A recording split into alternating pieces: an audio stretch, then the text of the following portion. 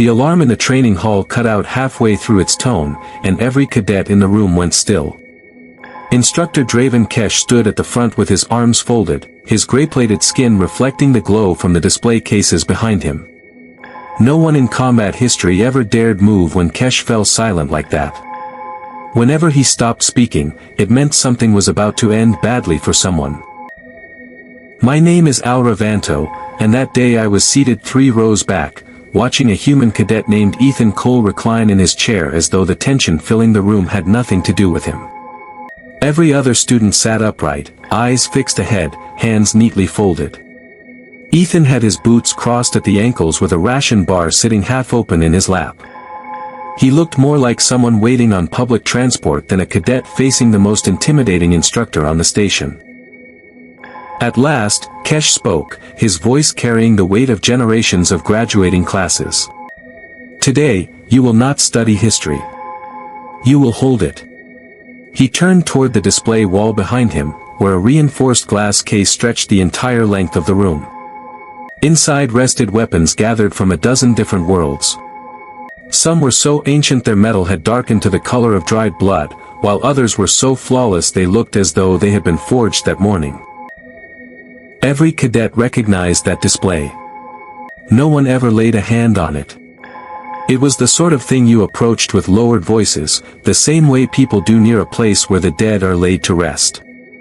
Kesh pressed his palm against a control panel, and the glass case released with a quiet hiss. He reached inside using both hands, lifting something with the care reserved for an object that might shatter if handled carelessly, and withdrew a long, curved blade. The steel caught the light in a way that made half the room lean forward without even realizing it. This blade fought in the Ashvale campaign, he said. It has claimed more lives than every person in this room combined. It predates this academy itself.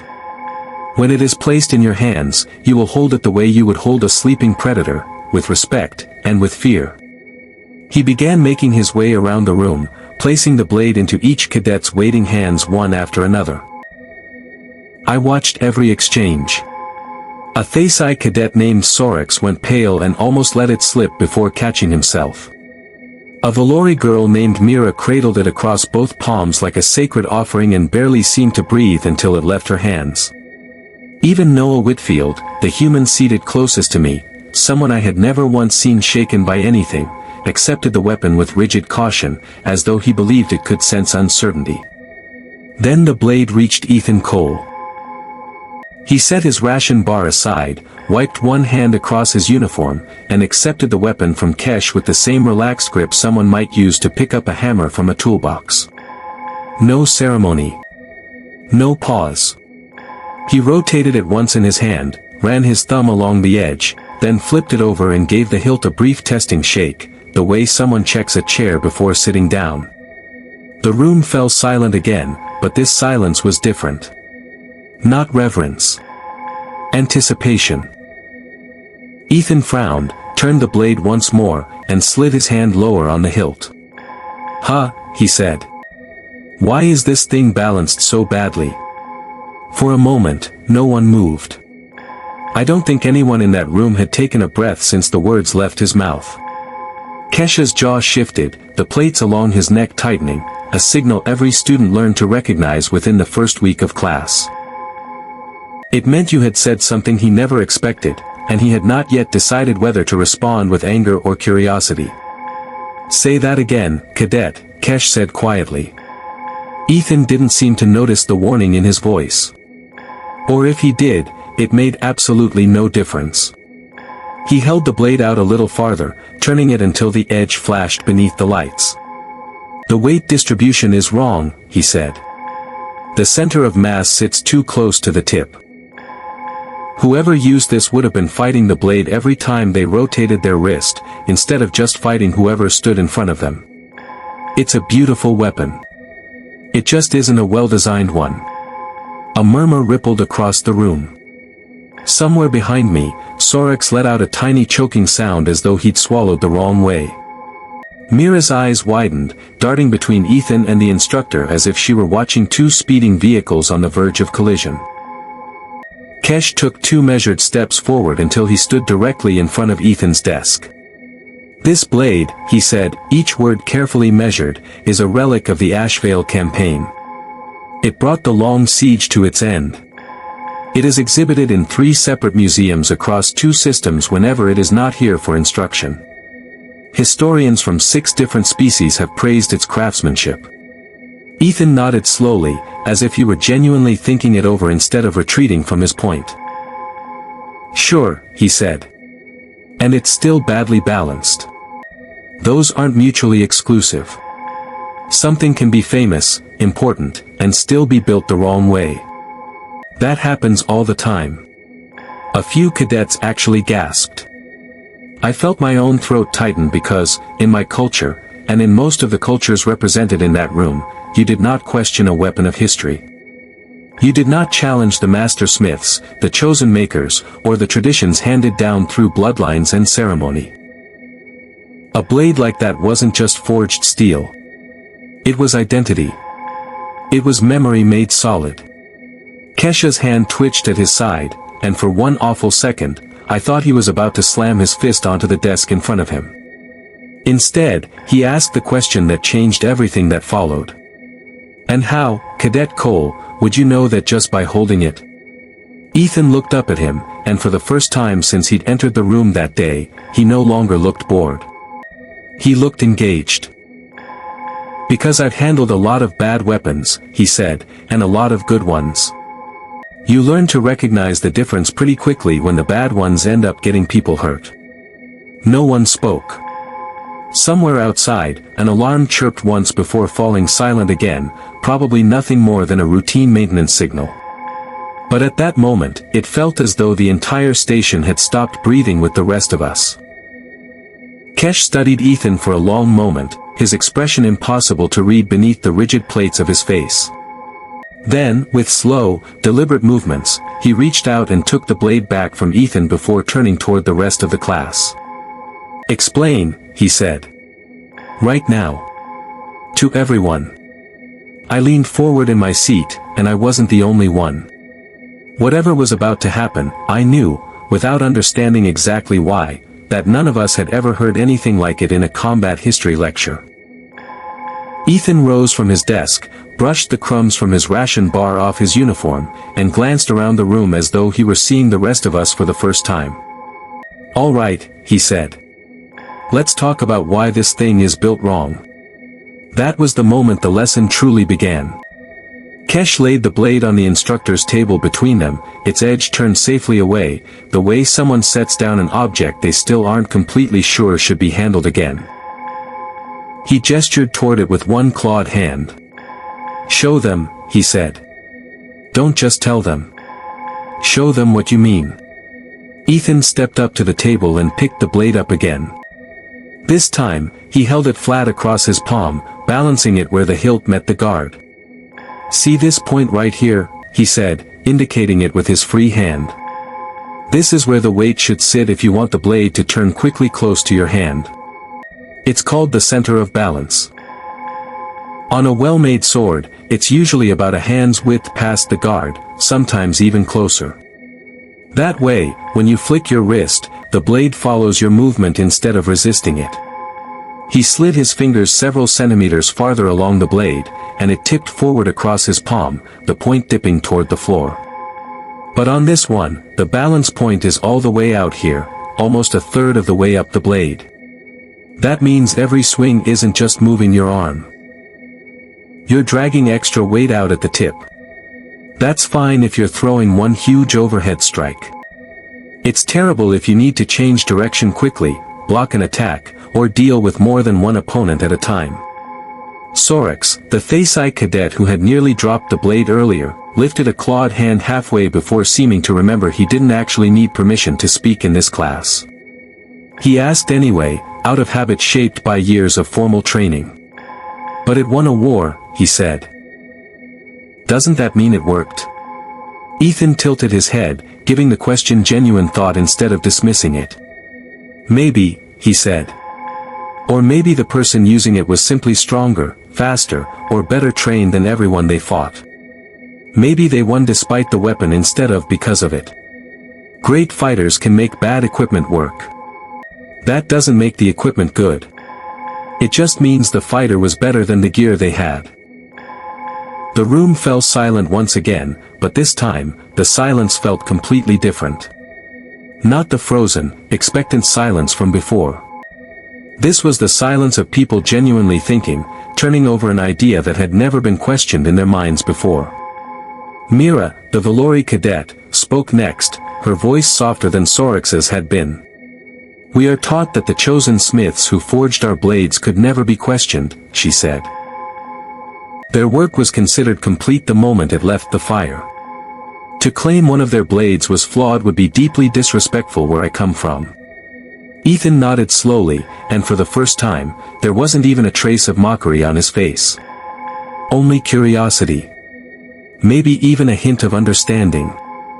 "I get that," he said. "But where I'm from, if a weapon got somebody killed because it was built wrong, nobody cared how respected the person who made it was. They fixed it, or they built a better one. Back home, nobody ever believed a weapon was truly finished." Kesh, who had stood quietly at the edge of the table throughout the exchange, finally spoke again. His voice had lost much of its earlier edge. In its place was something that sounded, at least to me, uncomfortably close to genuine interest. "Explain that," he said. "What do you mean nobody ever believed a weapon was finished?" Ethan lowered the blade onto the table with care this time. He no longer handled it like a priceless museum relic, but neither did he treat it casually. Then he looked around at all of us. Aliens from a dozen different worlds, each of us raised to believe our weapons reached perfection the moment they were forged. Something in his expression changed, as though he had suddenly realized just how different his own history really was. "That," he said, "is kind of a long story." Kesh folded his arms and leaned back against the table. It was the most relaxed I had ever seen him in front of a class. "We have time," he said. "Sit down, all of you. Cadet Cole is going to explain why humans have never once believed a weapon was finished." No one objected. No one even shifted in their seats. Every pair of eyes in the room stayed fixed on Ethan Cole, waiting. He drew a slow breath, glanced once more at the old, poorly balanced blade resting on the table between them, and began. "Back on Earth," Ethan said, "we never had one smith who forged the perfect weapon and then everyone used that design forever. We had thousands of smiths spread across hundreds of countries, all competing with each other at the same time, each trying to build something better than the person working down the road." He paced slowly across the front of the room as he spoke, much the way Kesh usually did during lectures, except there was nothing practiced about it. He was simply thinking aloud, and the rest of us found ourselves leaning in to catch every word. There were entire guilds devoted to making blades, he continued. Groups of smiths who trained for years just to earn the right to stamp their mark onto a finished sword. And getting into the guild wasn't the finish line. Once you were in, you spent the rest of your life trying to build something better than the smith who trained you. If you didn't, nobody bought your work.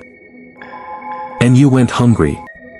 Mira raised her hand again, and this time there wasn't the slightest hesitation in the movement. "You're saying weapons were made for profit?" she asked, and there was something almost scandalized in her voice, as though speaking the idea aloud felt strange in itself. "Not for honor. Not as gifts from your gods. But for money?" Ethan shrugged, neither offended nor defensive, simply answering as though it were the most ordinary thing in the world. "Sometimes both," he said. "A smith could take pride in the work and still need to sell it to make a living. Those ideas aren't opposites either. But yeah, if your sword was junk, people found out fast, and nobody wanted to buy the junk sword when another smith 3 streets away made a better one for the same price. That kind of pressure changes craftsmanship. It never lets you get comfortable." Sorix leaned forward, his claws tapping lightly against the edge of his desk. A habit I recognized as a sign he was wrestling with something difficult. "On my homeworld," he said slowly, "the first bladesmiths were chosen by the old gods themselves. According to our legends, their weapons were divine gifts, not ordinary tools. To change the pattern they established would be seen as an insult to the gods who guided their hands. He paused. So the pattern never changed. Not once in more than 1,000 years. The room fell silent again.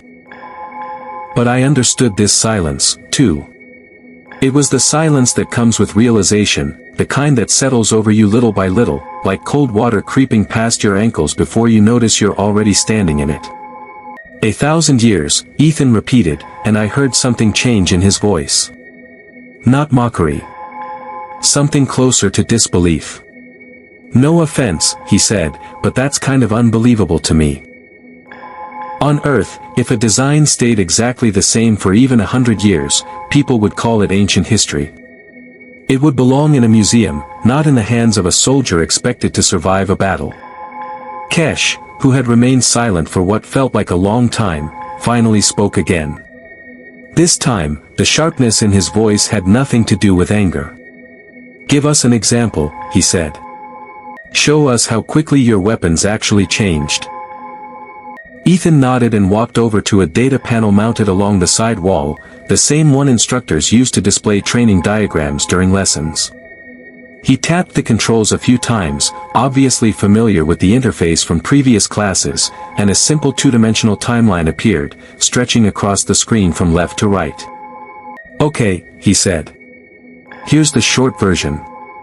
On Earth, armor and weapons spent thousands of years in an endless argument with each other. Somebody builds a better sword, so somebody else develops better armor to stop it. Then someone comes along with a sharper sword, or a heavier one, or one shaped differently to get around that armor.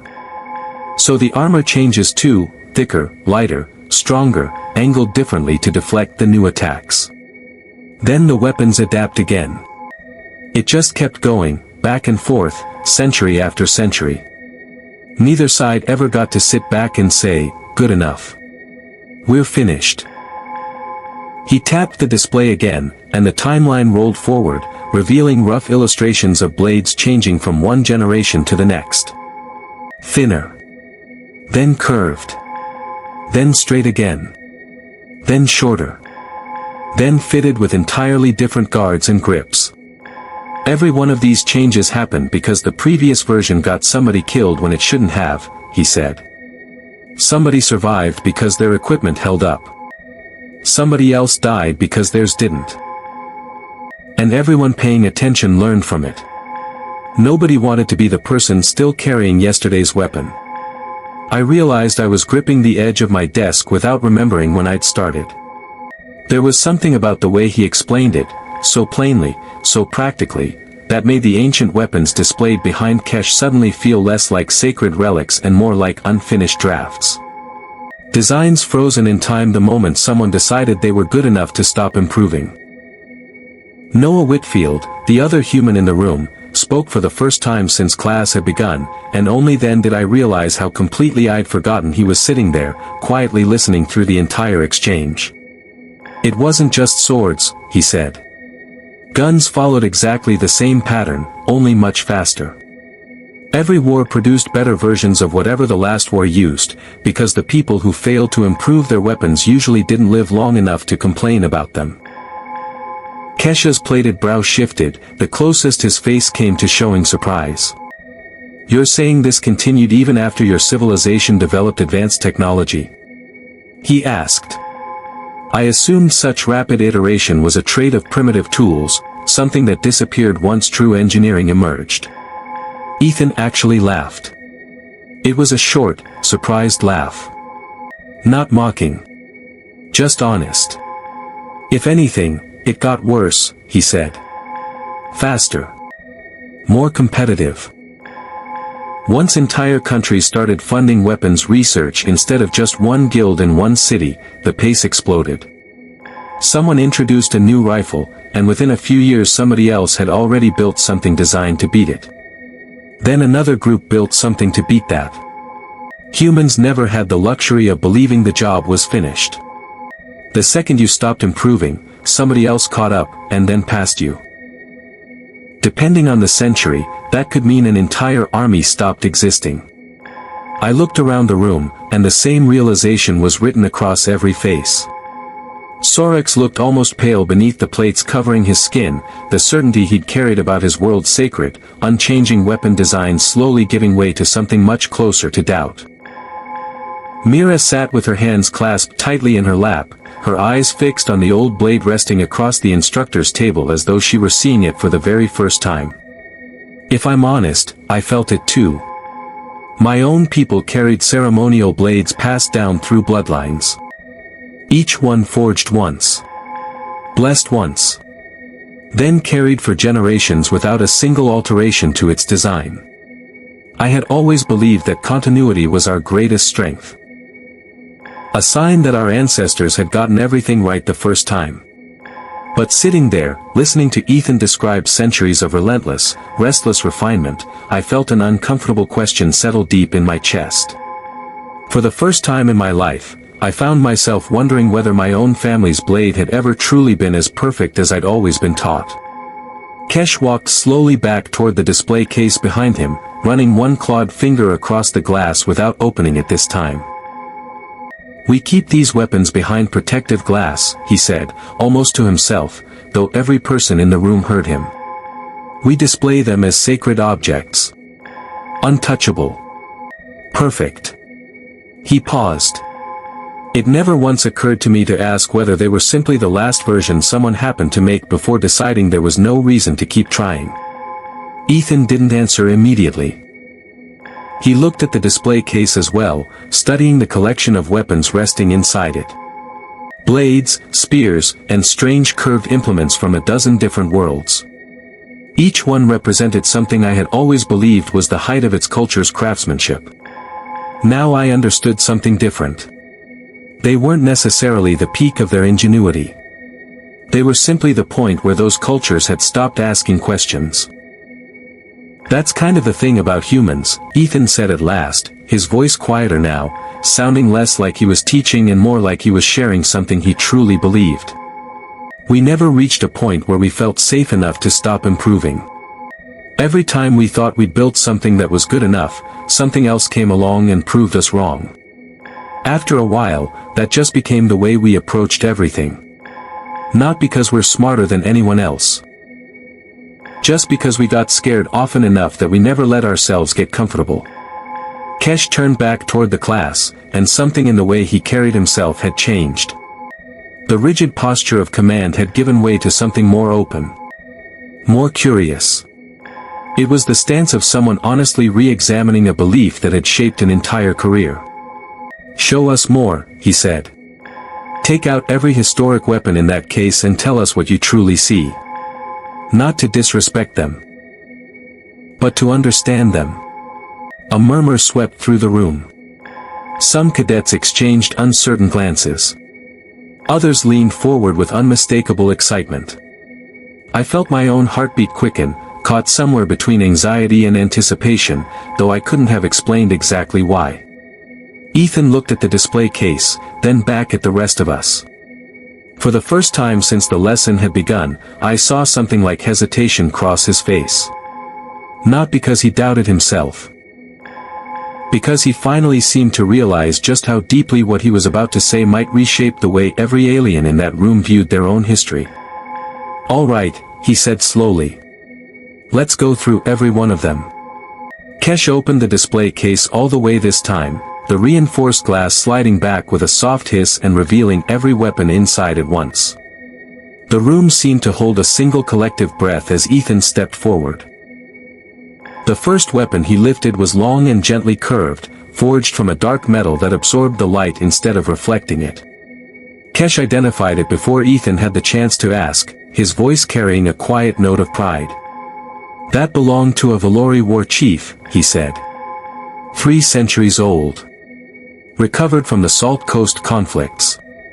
Ethan turned the weapon over in his hands, testing the grip before tilting it slightly to feel where its weight settled. "The grip's actually pretty good," he said. "Whoever shaped this handle understood how the human hand, or any hand, really, works. But look at the edge geometry here, where the curve tightens near the tip. That angle is going to catch whatever it hits instead of gliding through cleanly. Every impact sends a little shock back into your wrist. You might not notice it at first, but over a long fight those tiny jolts add up. Your grip starts to weaken. You tire out faster than you should.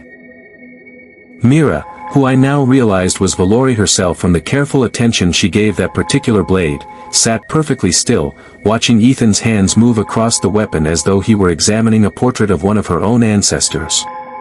That problem, Ethan continued, his voice noticeably gentler now, as though he sensed how personal this one was for her, is actually an easy fix.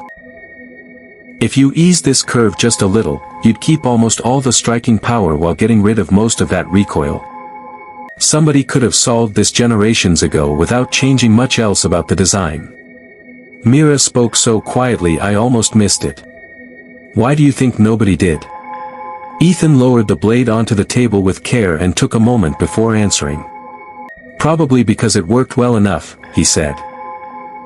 And once something works well enough, the person who designed it is respected, and nobody's being pushed by outside competition to do better. Most cultures stop improving. That's not a flaw unique to your people. It's just what happens when nothing forces you to keep asking how something could be better. Kesh reached into the display case once again. This time, he withdrew something completely different. A short, heavy weapon with a broad, flat head and a grip meant for both hands. A Thesi war hammer, he said, glancing toward Sorex as he spoke. Ceremonial and functional. Used in formal combat trials for more than 600 years. Sorex straightened immediately, clearly preparing himself for whatever judgment Ethan was about to deliver. Ethan hefted the weapon once, then nodded. This one's actually pretty solid. I watched the tension visibly leave Sorex's shoulders. It's heavy, Ethan continued, but the weight stays close to the grip, which is exactly what you'd want for a weapon designed to smash through armor instead of cutting it. You're not fighting the weapon with this one. You're only dealing with its weight, and honestly, that's a smart compromise if you know your opponent is wearing armor. He lifted it once, guiding it through a short, controlled arc. Not a real swing. Just enough to understand how it moved. The only real problem is down here near the bottom of the handle. There's no proper stop to keep your hand from sliding. In a real fight, if your grip shifted even a little, especially if your hands were sweaty or wet, you could lose the weapon at exactly the wrong moment. That's an easy fix, though. Add a ridge, wrap the grip, anything that gives your hand something to catch before it slips completely. Aside from that, it's a well-designed weapon. Sorex released a breath I don't think he'd realized he'd been holding. Some of the pride returned to his posture, but it was different now. Quieter. Balanced by a kind of thoughtful humility that hadn't been there when class began. Kesh continued working his way down the display case, drawing out one weapon after another, while Ethan examined each in turn. He never rushed. He never performed for the room. He simply looked at each piece and gave an honest assessment of what he found. A spear from a world I didn't recognize earned praise for its excellent balance but criticism for a grip that would become dangerously slippery in wet conditions. A curved dagger from another civilization received almost complete approval, with Ethan noting only that a slightly heavier pommel would improve its counterbalance during rapid reversals. Then came a massive two-handed blade, clearly ceremonial and never intended for actual combat.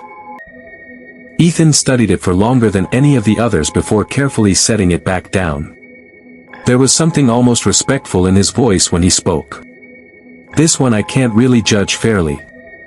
It's too large and too heavy to have ever been meant for real fighting. This wasn't built for battle. It was built to be admired. And honestly, for that purpose, it's beautiful. I've got no complaints. By then, the atmosphere in the room had changed completely. The earlier tension had faded into something closer to shared concentration. Cadets leaned forward without hesitation now. Some even whispered quietly to one another about the traditional weapons from their own worlds, wondering whether the same kinds of flaws might exist in blades their families had treasured for generations. Then Kesh reached all the way to the back of the display case and removed a weapon I recognized immediately. It occupied the most prominent place in the collection, resting alone on a velvet stand at its center. A long, elegant dueling blade. Its metal shimmered with a deep silver-blue sheen, and the hilt was wrapped in a material I had never been able to identify. "This," Kesh said, and for the first time all class, I heard something in his voice that sounded almost like nervousness, "is a Kathier honor blade, forged during the Reconciliation era, when my people ended 6 generations of civil war. It represents the moment our ancestors chose unity over division." He paused. "Without exaggeration, it is the most sacred object in this collection." The room fell completely silent. Even Sorix and Mira, who had grown comfortable enough to whisper to one another only moments earlier, froze. I understood why. Everyone in that room knew, without anyone needing to say it aloud, that whatever Ethan said about this weapon would matter more than anything he had said about the others. Kesh extended the blade toward him.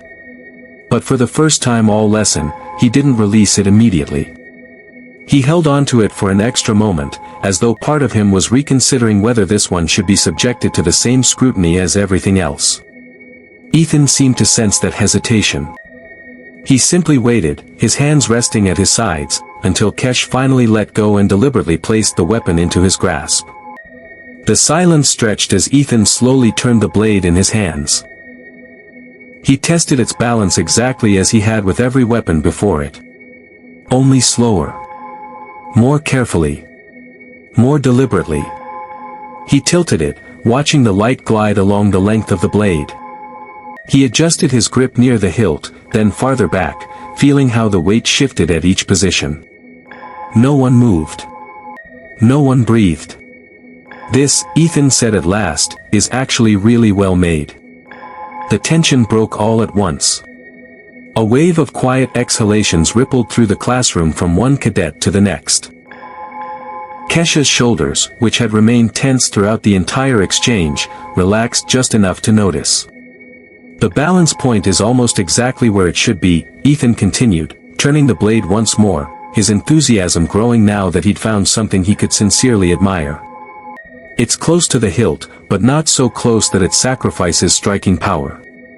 The taper along the blade is smart, too. It narrows toward the tip without giving up strength, so you recover quickly between strikes without the weapon ever feeling fragile." He tightened his fingers around the wrapped hilt. "And this grip?" He smiled faintly. "This material actually gets better when your hands are sweaty instead of becoming slippery. Whoever designed this understood that real fights aren't clean. Hands get wet. Grips fail. This was built with that in mind." For the first time since I'd met him, Kesh's expression shifted into something I genuinely had never seen. Relief. Mixed with a quiet, careful pride. "You are certain?" he asked, his voice softer than I had ever heard inside a classroom. "As certain as I can be without actually using it," Ethan replied honestly. "If I fought with it, I could tell you a lot more. But just from handling it, this is one of the best balanced blades I've touched in this entire collection." He glanced down at it once more before looking back up. This wasn't designed by someone who only wanted it to look impressive. He gave the blade one final, appreciative nod. It was designed by someone who actually understood what it meant to fight. A quiet murmur of astonishment swept through the room, and I felt something in my own chest finally ease that I hadn't even realized had been tight. An unspoken fear had been building throughout the lesson. Only then did I understand what it was. We had all been afraid that everything sacred to every species in that room was about to be dismantled piece by a human cadet who seemed completely unaware of the weight his words carried. But this moment revealed something else entirely. Ethan wasn't tearing down every tradition for the sake of it. He was simply being honest, one weapon at a time. He praised what deserved praise. He criticized what deserved criticism. How old something was, or how revered, made no difference to him. Kesh accepted the blade back with movements that carried something close to reverence once again. But it wasn't the same reverence as before. This time it felt less like unquestioning devotion to tradition and more like genuine respect for the ancestors who had truly crafted something worthy of lasting. Then, unexpectedly, another voice cut through the silence. Sharp. Skeptical. It came from the back row, where a cadet named Tal had spent the entire lesson without saying a word. Like Kesh, he was Kathier. Unlike the rest of us, he looked entirely unconvinced. It's easy to judge a weapon just by holding it, Tal said as he rose slowly from his seat. Anyone can pick up a blade and make guesses about its balance. Talking is easy. If this human is so certain he understands weapons better than the smiths who forged them, let him prove it. He looked directly at Ethan. Let him actually fight with one. The atmosphere shifted instantly. The calm that had settled over the room dissolved beneath a fresh wave of tension. Kesh turned toward Tal. For a moment, I expected him to dismiss the challenge outright. Instead, something in his expression sharpened. Curiosity had begun to outweigh caution. That, Kesh said slowly, turning back toward Ethan, is not actually a bad idea. Ethan looked from Kesh to Tal. For the first time since the lesson had begun, I saw something flash across his face that looked remarkably like genuine excitement. The lazy boredom he'd worn at the beginning of class was completely gone. In its place was something focused. Alert. Works for me, he said. Which blade do you want me using? Kesh's gaze drifted across the open display case, considering every weapon inside before settling on the one Ethan had criticized most harshly at the very beginning of the lesson. The ancient, poorly balanced relic from the Ashvale campaign still rested exactly where Ethan had left it on the instructor's table. That one, Kesh said. The blade you called badly built. He held Ethan's gaze. Let's see whether your criticism still holds once it's actually in motion. A slow, sharp grin spread across Ethan's face. Beside me, I heard Mira whisper something under her breath that sounded remarkably like a prayer. Watching Ethan roll his shoulders and step toward the practice mat in the center of the room, I realized we were about to witness the most important demonstration any of us had ever seen in combat history class. Once the decision had been made, Kesh moved quickly. He summoned 2 attendants from a side room to prepare the training area and activate the safety systems. A soft blue glow traced the edge of the circular practice mat as the containment field came online. It was the same shielding used during full-contact sparring, powerful enough to stop a strike before it caused real injury while still allowing a realistic fight. Every cadet stood and gathered around the edge of the mat, forming a loose circle. No one was willing to miss what was about to happen. Tal stepped forward from the back row, rolling his shoulders as he walked. Only then did I realize, with a sudden jolt, that he intended to face Ethan himself. He hadn't challenged the demonstration. He intended to become part of it. I'll fight him, Tal said to Kesh, his voice carrying a confidence that bordered on arrogance. I'll use a modern training blade. Then we'll see whether his theories about balance mean anything when someone is actually trying to hit him. Kesh studied Tal in silence for several moments before giving a single nod. Standard rules, he said. First fighter to score 3 clean touches wins. Safety field remains active at all times. No strikes to the head or throat, even with the field engaged. His eyes moved from one cadet to the other. Are you both prepared? Tal walked to the equipment rack lining the wall and selected one of the Academy's modern training blades. It was sleek.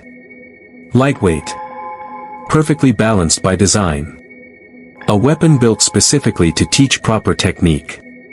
He tested it with several quick practice swings. The movement was smooth. Confident. Comfortable. Ethan, meanwhile, returned to the instructor's table and picked up the ancient Ashvale blade, the very weapon he had criticized when the lesson began. He rotated it once in his hand, feeling the grip exactly as he had before, then settled into his stance and adjusted his footing on the mat. You're really going to use that thing? Noah called from the sidelines, disbelief written plainly across his face. After everything you just said about it? Ethan glanced over and a faint smile tugged at one corner of his mouth. That's kind of the point, he said. Anybody can win with good equipment. Let's find out whether what I said actually matters, or whether I was just talking. Kesh raised one hand, signaling both fighters to take their starting positions. The room slipped back into the same breathless silence that had filled it at the beginning of class. Only now, it carried something different. Not shock. Expectation. Begin, Kesh said. Tal moved first. Fast. Precise. He covered the distance between them in 2 quick steps, his modern training blade snapping forward in a clean strike aimed directly at Ethan's shoulder. It was a clean, disciplined attack, the kind of textbook technique that only came from years of formal training. Ethan didn't meet it head-on. Instead, he shifted his weight to the side, letting the blade sweep harmlessly past him. And in that instant, I understood exactly what he was doing. He wasn't trying to overcome the weapon's poor balance. He was working around it, relying on his footwork instead of asking his wrist to compensate for weight that had never been meant to move quickly.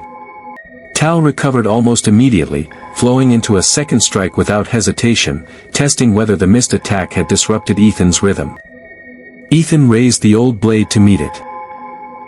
But instead of stopping the blow with raw strength, he angled the parry, allowing the heavy tip of the ancient weapon to redirect Tal's blade off its line rather than absorbing the impact directly. Steel rang against steel across the training mat. Tal's blade slid wide, and his own momentum carried him half a step farther than he'd intended. A collective sound rippled through the room, part gasp, part murmur, as Tal caught himself and turned back toward Ethan. The confidence he'd carried into the match had already begun to crack. That was clever, Kesh said quietly, almost to himself, though I heard every word from where I stood along the edge of the mat. He's not fighting the weapon's weakness. He watched Ethan carefully. He's using his footwork to take that weakness out of the equation. Tal attacked again, this time with greater urgency. 2 strikes came in rapid succession, clearly intended to overwhelm Ethan before he could make another adjustment. The first swept low toward his leg. The second followed almost instantly toward his ribs. Ethan stepped back from the first, letting it pass beneath him. Then, instead of retreating farther, he pivoted on his back foot, using the heavy tip of the ancient blade like a counterweight to swing his body around more quickly than his stance alone would have allowed. The second strike cut through empty air where he'd been standing only a heartbeat before. Tal spun to face him again, breathing noticeably harder now. The crisp precision he'd shown at the start had given way to something far more urgent. Ethan, meanwhile, looked completely at ease. His eyes tracked Tal's movements with the same calm, analytical focus he'd shown while examining the weapons in the display case. As though this wasn't a duel at all. Just another problem waiting to be solved. He's not even trying to win yet, Mira whispered beside me, her eyes wide. He's still learning the weapon. She was right. I could see it now. The way Ethan shifted his grip between exchanges. The subtle adjustments in his stance after every clash. The constant, instinctive corrections he made to compensate for the blade's imbalance, the same way someone naturally changes their footing while walking across uneven ground. Tal struck again. A broad diagonal cut meant to catch Ethan while he was still adjusting his grip. This time, Ethan didn't dodge. He didn't parry. Instead, he stepped straight into the attack, closing the distance so quickly that Tal's blade swept harmlessly over his shoulder, too close to generate any real force. In the same motion, Ethan brought the flat of the ancient blade gently against Tal's chest.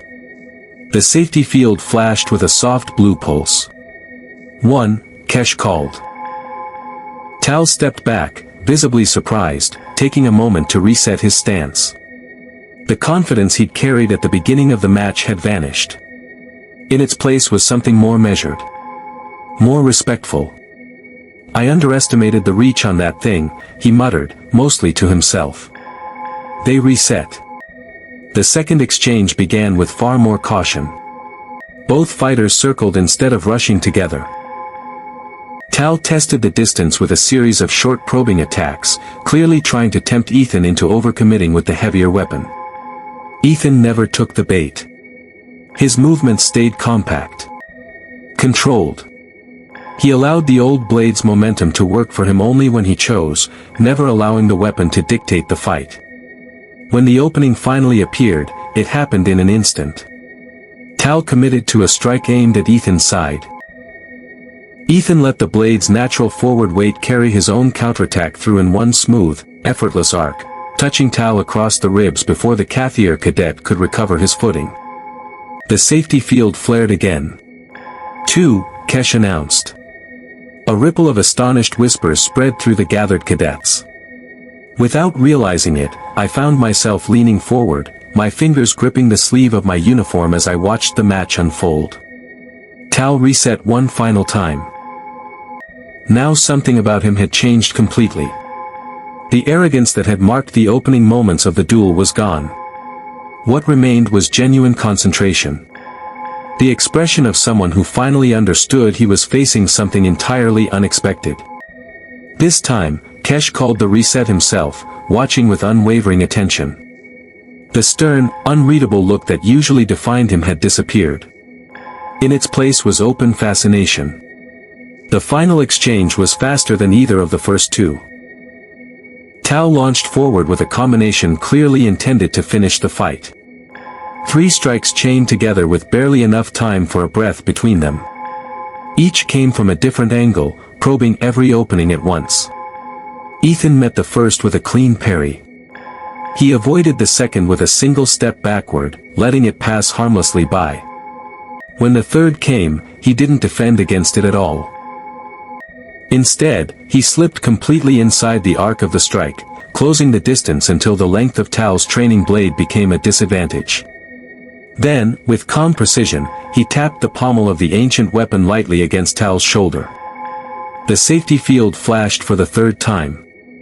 3, Kesh declared. Match to Cadet Cole. For a heartbeat, no one moved. Then the silence shattered. The room erupted into stunned conversation. Cadets turned to one another, some laughing in disbelief, others simply staring at Ethan with expressions I couldn't have named in any language I knew. Tal lowered his training blade slowly, still breathing hard. After a long moment, he did something I never would have expected. He extended his hand toward Ethan, palm open, the traditional gesture of respect shared by several of the warrior cultures represented in that room. You fought with a flawed weapon, he said, all trace of his earlier arrogance gone from his voice.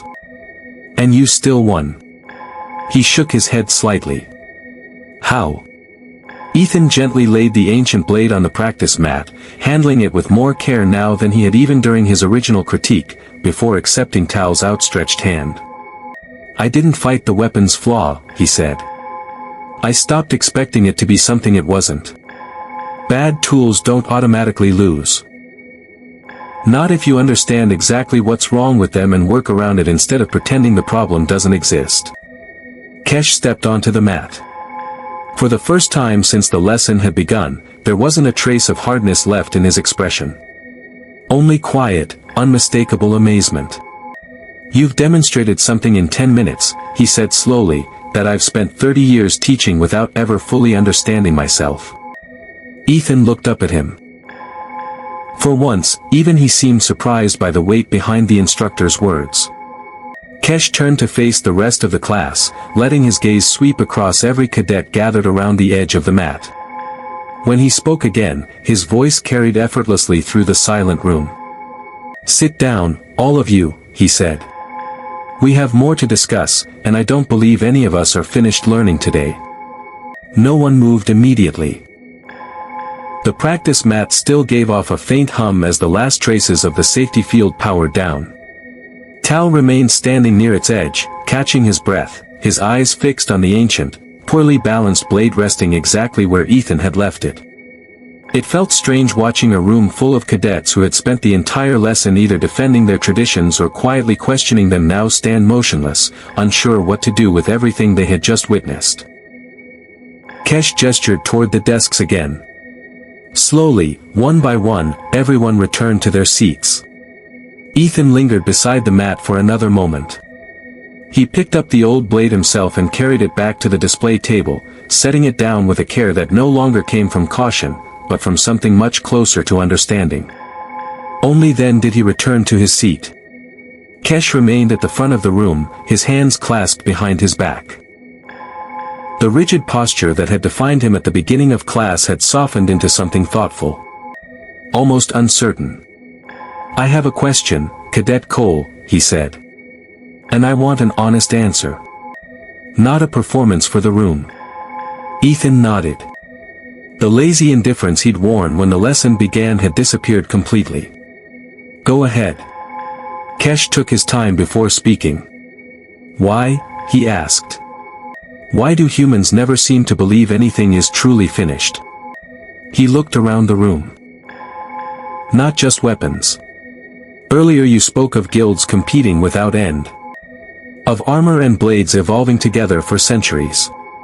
Of soldiers who refused to trust something simply because it had survived for generations." His eyes returned to Ethan. "Every species in this room, including my own, holds traditions we believe are complete. Perfect. Sacred." He paused. "Where does that certainty come from in us?" His voice softened. "And why does it seem so completely absent in yours?" The room became quiet again. But this silence wasn't like the others. It wasn't born of shock. Or tension. It was the silence of people listening with complete attention. Ethan didn't answer right away. When he finally spoke, the last trace of his usual casual tone had disappeared. "I think it's because we never had a time when we felt safe enough to stop," he said. "Every time someone on Earth believed they'd finally built something perfect, something else came along and proved them wrong." He gave a small shrug. "Usually in the worst possible way. A better weapon. A smarter tactic. Some trick nobody had seen coming. When that happens often enough, across enough generations, you stop believing anything can ever really be finished." He glanced briefly toward the old blade resting on the table beside him. "You start assuming whatever you have today is just your best answer so far. Not the final one." He paused again. "The moment you decide something is perfect," he continued, "is the moment you stop looking for what's wrong with it. And the moment you stop looking." A faint smile crossed his face, though there wasn't any humor in it. "Someone else usually finds the flaw before you do." Humans learned that lesson so many times, in so many different ways, that eventually it stopped being about weapons. It became how we think about everything. Mira spoke from her seat, her earlier uncertainty completely replaced by open curiosity. "That sounds exhausting," she said. "Never letting yourself feel satisfied. Never believing anything is simply good enough." Ethan thought about that for a moment instead of answering immediately. "Yeah," he admitted with a quiet laugh. "Honestly, it kind of is." He looked around at the room. "And there's something beautiful about the way your cultures do it, too. Treating a design as sacred. Trusting it completely. Never wondering whether the thing in your hands is going to fail you." He nodded thoughtfully. "I understand why that feels comforting." His expression grew serious again. "But the trade-off is this. If the thing you've trusted all along really does have a flaw."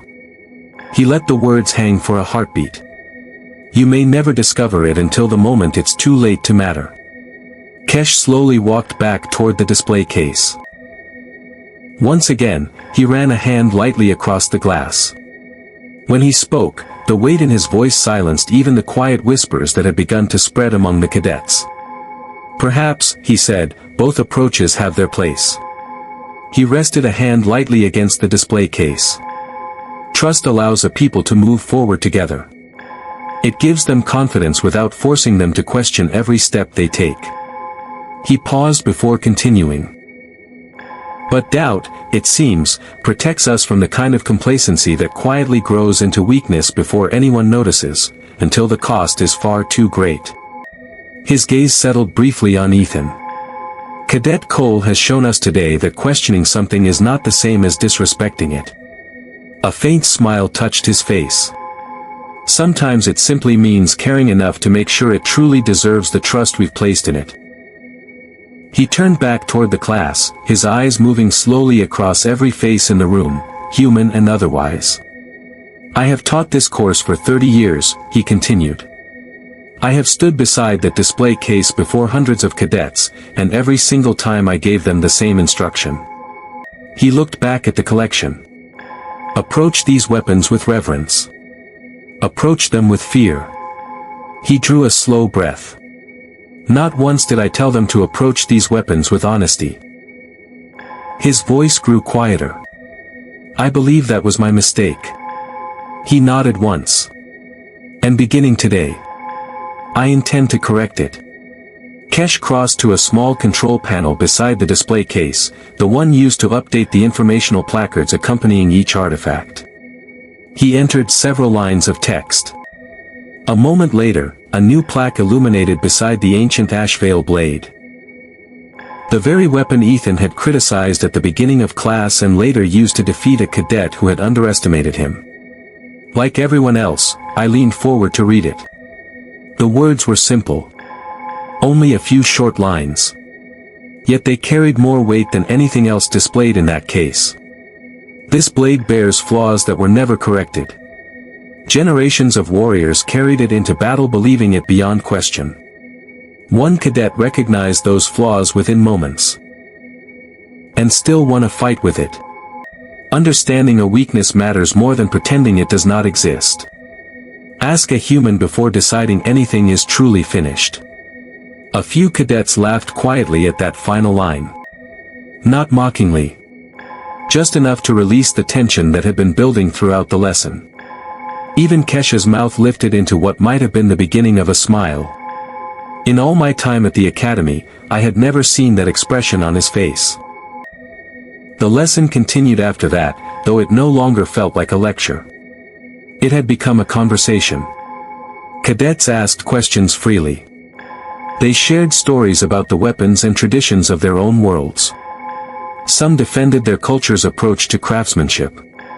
Others admitted, for the first time, that they'd never really stopped to ask whether the sacred blades they revered were actually as perfect as they'd always been told. Near the end of the session, Sorex asked Ethan whether the flaw in the Thesi war hammer could realistically be corrected without dishonoring the tradition behind it. Ethan gave the question the same thoughtful consideration he'd given every other one that day. Fixing a flaw isn't disrespect, he said. It's simply finishing what the original maker started. He smiled slightly. The work keeps moving forward instead of being frozen in time. By the time class finally ended, the room felt nothing like it had at the beginning. The quiet, almost fearful reverence that had once surrounded the display case had been replaced by something alive. Cadets crowded around the open glass. Not out of obligation. Out of curiosity. Several of them began asking Ethan questions about balance points, grip angles, and weight distribution, as though he had suddenly become the foremost expert on subjects none of them had ever considered studying before. I found myself standing beside him as the room slowly emptied. He was turning over one final weapon in his hands, a small ceremonial dagger from a species I didn't recognize. You didn't expect any of this to happen, did you? I asked. It wasn't really a question. Ethan looked up and gave a familiar shrug. After everything that had happened, somehow the gesture felt reassuring. Honestly? No, he said. I just noticed the thing was badly balanced. He gave a small laugh. Didn't expect it to turn into an entire afternoon. Despite everything the day had unsettled inside me, I found myself smiling. Questions about my own family's ceremonial blade lingered in my thoughts now. Questions I already knew I would carry home. Questions I suspected no one in my family had ever expected to hear. News of what had happened in combat history spread across the academy faster than I would have believed possible. By the following morning, I overheard two instructors from completely different departments quietly debating whether they should invite Cadet Cole to examine their own prized historical collections. Their voices carried a strange mix of curiosity and apprehension. They wanted his honest opinion. They were also afraid of what that honesty might reveal. I don't know how many more sacred weapons, suits of armor, or ancient traditions Ethan would examine during his time at the academy. Or how many instructors would quietly find themselves rewriting the placards beneath their most treasured relics. But by the end of that first lesson, I understood something with complete clarity. I think every cadet in that room carried the same realization long after we left. And it had very little to do with balance points or grip angles. I learned that reverence is not the same thing as understanding. Sometimes the greatest respect you can show something ancient and celebrated isn't leaving it untouched behind glass. Sometimes it's picking it up, turning it over carefully in your hands, and asking, with complete honesty, whether it could still be made better. Ethan Cole never seemed to believe he'd done anything extraordinary that day. To him, it had been nothing more than an ordinary observation, spoken without any intention of overturning centuries of quiet, comfortable tradition across a dozen different worlds. But afterward, sitting alone with my thoughts, and with the memory of the ceremonial blade my own family had carried unquestioned for generations, I realized something else. The most important lessons rarely arrive wrapped in dramatic speeches or grand declarations. Sometimes they begin with a single, quiet sentence, spoken by someone willing to say what everyone else overlooked. Someone who simply refuses to pretend that anything, no matter how old, no matter how sacred, is ever truly finished.